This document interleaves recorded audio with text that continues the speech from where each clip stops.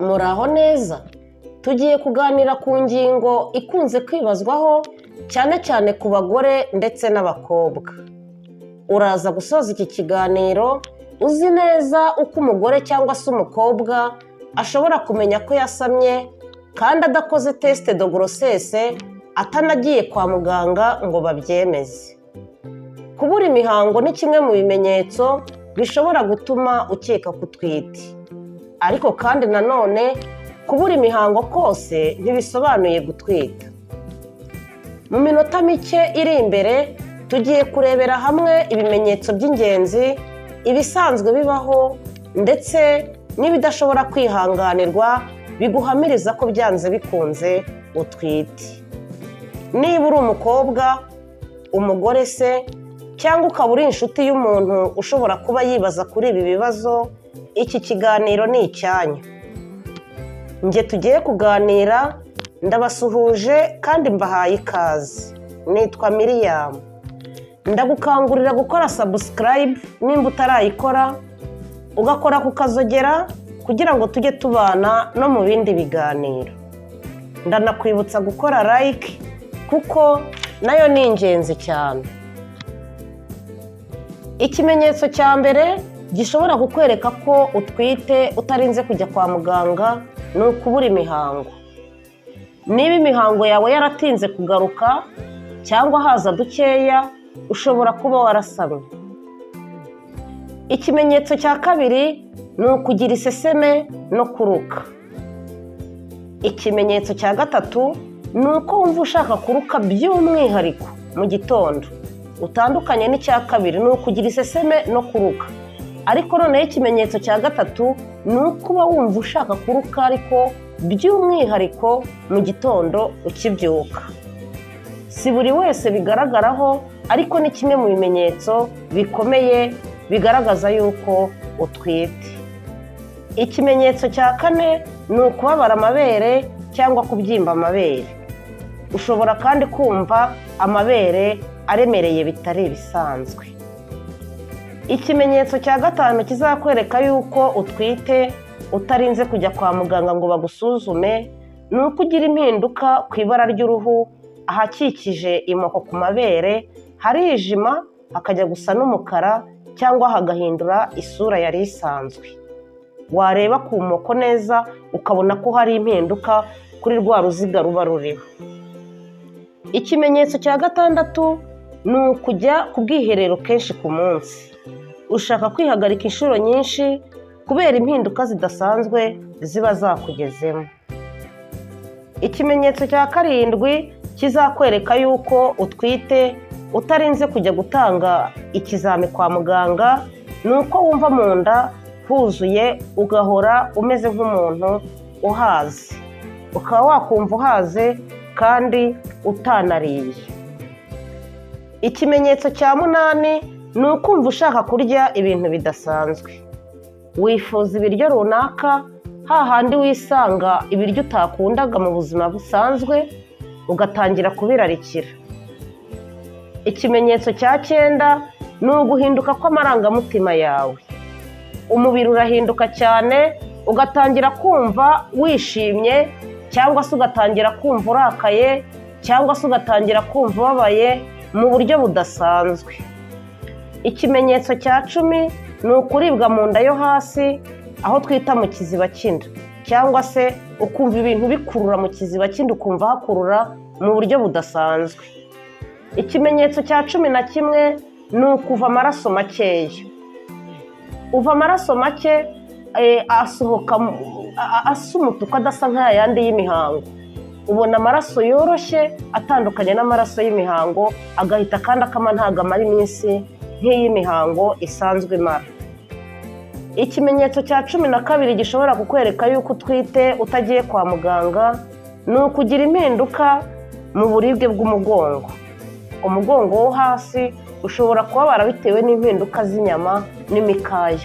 Igitambika cy'umugongo hejuru y'ingwiro z'ikibuno atari ubuhagazi bw'umugongo. Ikimenyetso cya cumi na gatatu gishobora kukwereka ko utwite utarinze kujya gutanga ikizami kwa muganga ni ukuribwa umutwe. Kuribwa umutwe biterwa n'impinduka za hormone na presiyo yo mu maraso. Yego icyo cyonyine nticyagufasha ngo uvuge ngo mpise nsobanukirwa amenye ko ntwite, ariko hamwe no kugifatanya n'ibindi bimenyetso kimwe cyangwa se bibiri wabonye, uhita umenya yuko wasamye. Ikimenyetso cya 14 ni ukugira ibibazo mu gifu, indigestion. Wumva igifu kidatuje kubera igogorwa ry'ibiryo riba ritagenda neza. Naho ikimenyetso cya 15 gishobora kukwereka yuko wasamye utari warigeze ujya kwa muganga, ni ugukora teste de grossesse igatanga ibisubizo byiza.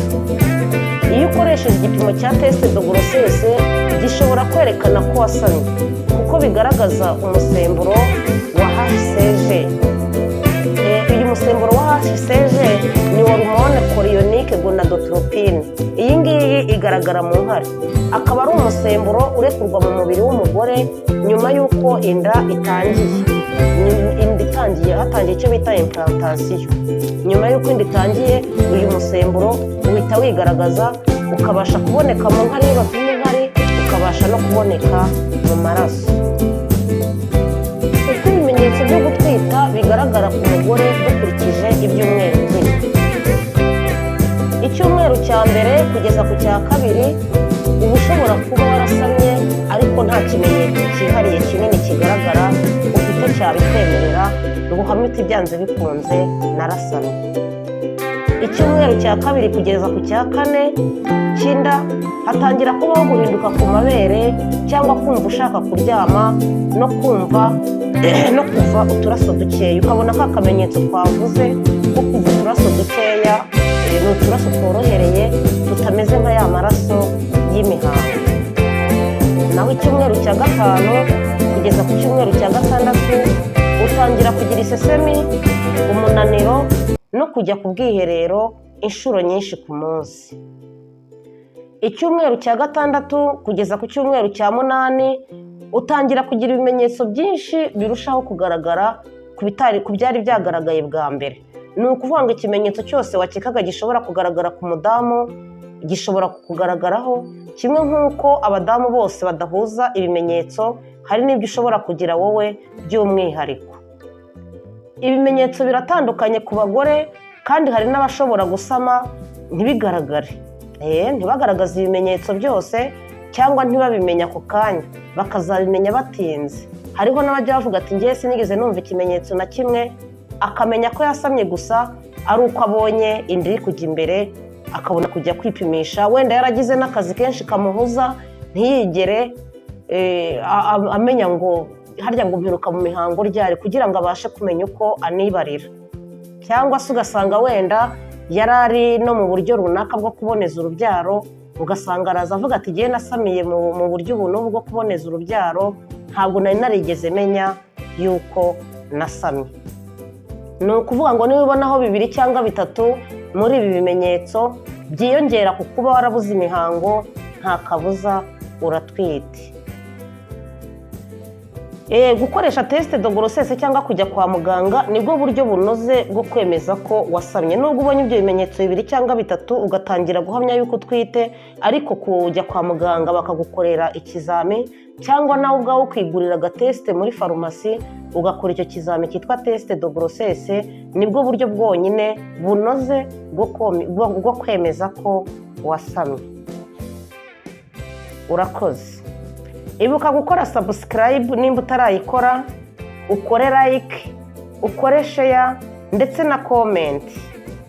Cyangwa se niba hari ikibazo ufite cyangwa se iyo nyunganizi ukabumva udashaka kubyandika muri comment, watwandikira kuri WhatsApp nimero 0788737815. Murakoze, mugire amahoro, nakagaruka.